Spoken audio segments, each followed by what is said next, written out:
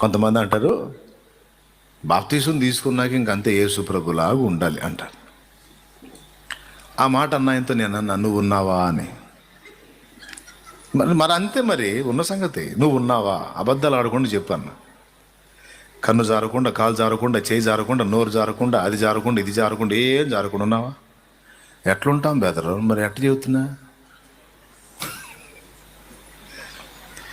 మారు మనసు పొంది పాపక్షమాపణ నిమిత్తమై బాప్తిస్మం పొంది క్రీస్తులో క్రొత్తగా జన్మించిన వాడు శిశువు.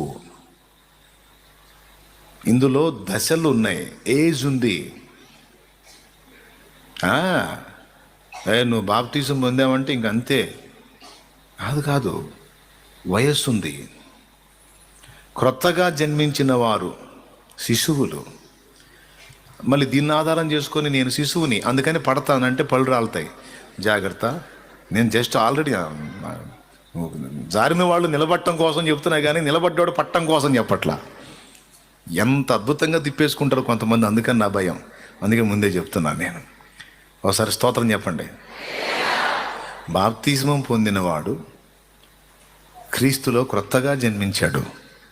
జన్మించినవాడు ఒకేసారి సంపూర్ణుడు కాడు. తనకి ఇష్టం ఉండదు. ఒక విచిత్రమైన విషయం చెప్పనా? ఒక విచిత్రమైన విషయం. యేసు ప్రభు ముందే చెబుతాడు, నీలో ఆ ప్రాచీన బీజము నశించి నవీన బీజం ప్రవేశించింది అబ్బాయి. మళ్ళీ చెప్తా, ప్రాచీన పురుషుడు ఎఫెక్ట్ అయిపోయి నవీన పురుషుడు ప్రవేశించాడు. నవీన క్రొత్త వ్యక్తి ఎంటర్ అయిపోయాడు.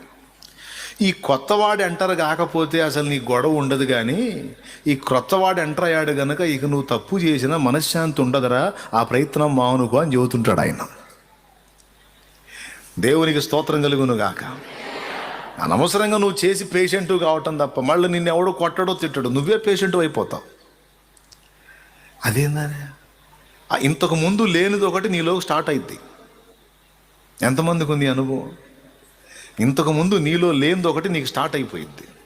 అదేంటంటే నీ తప్పుని ప్రశ్నించే ఒక వ్యవస్థ నీలో స్టార్ట్ అయింది. నువ్వు నోరు జారినా, కన్ను జారినా, కాలు జారినా, చెయ్యి జారినా, నువ్వు ఏం జారినా, నువ్వు తప్పు చేసావని నీ మీద కామెంట్, నిన్ను విమర్శించేటువంటి వ్యవస్థ ఒకటి నీలో బయలుదేరిద్ది. యుద్ధం స్టార్ట్ అయింది. యుద్ధంలో ఉన్నాడు ప్రశాంతంగా ఎందుకుంటాడు? చిత్రవదేగా చెప్పరే.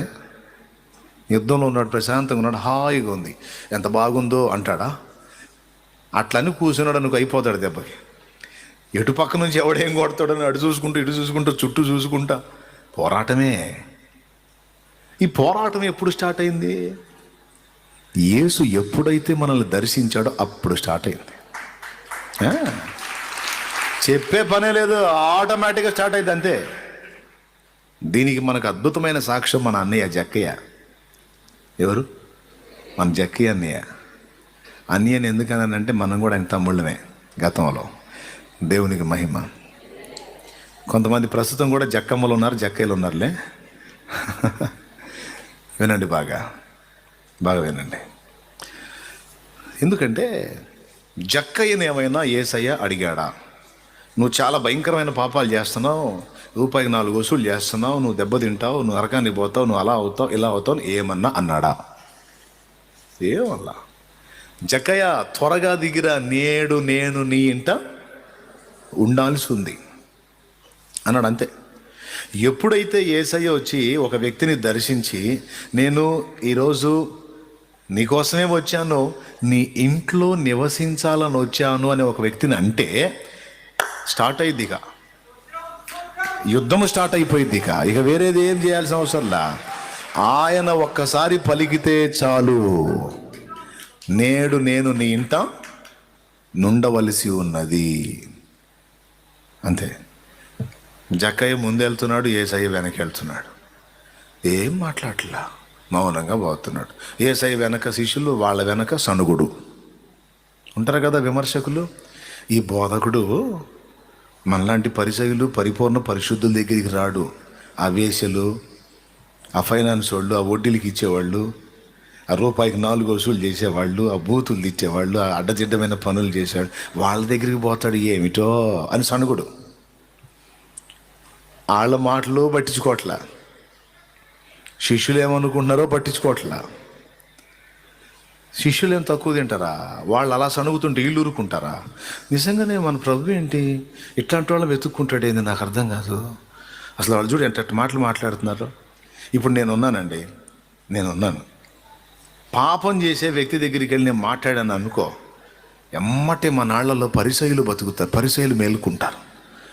చాలేమన్నా ఏంది అసలు ఆ సిస్టర్తో మాట్లాడుతున్నాడు ఏంది అసలు, ఎంత తేడా. చాలేమన్నా ఏంది ఆ బెదరుతో మాట్లాడుతున్నాడు, అసలు ఎంత తేడా ఆ బెదరు. మాట్లాడవచ్చా? జనం ఏమనుకుంటున్నారు అసలు? వీళ్ళకి నేను పెట్టిన టైట్లు అభినవ పరిచయులు. ఎవరు? అభినవ పరిచయులు. నేను మాట్లాడతా. నీకేం నొప్పి? నువ్వేం కన్నావా? నువ్వేమన్నా కన్నావా? లేకపోతే నన్ను అన్నీ విమర్శించే ఆ బడుద్దాయి ఏమన్నా కన్నాడా? ఒక ఆత్మని రక్షణలోకి నడిపించడానికి నానా బాధలు పడి, సువార్త చెప్పుకొని, ఎన్నో కష్టాలు పడి, తిప్పలు పడి, ఒక ఆత్మను సత్యంలోకి నడిపించుకొని రక్షించుకోవడానికి తల ప్రాణం తోక్కొచ్చే బాధలు నేను పడ్డా.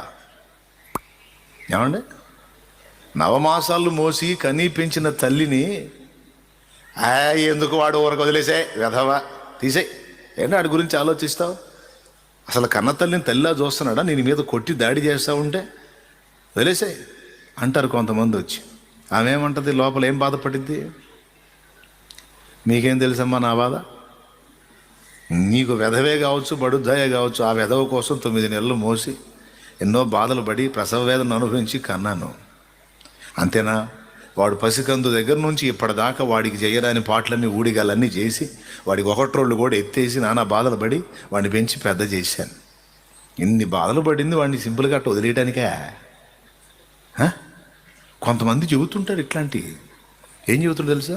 అసలు ఆ సిస్టర్ కరెక్ట్ కాదు అన్న అసలు మాట్లాడకూడదు. ఓ చెప్పారు ఆ బెదర్ కరెక్ట్ కాదు అసలు మాట్లాడకూడదు. ఓరు చెప్పారమ్మా? నొప్పి నాకు తెలుసు, మీకేం తెలుసు?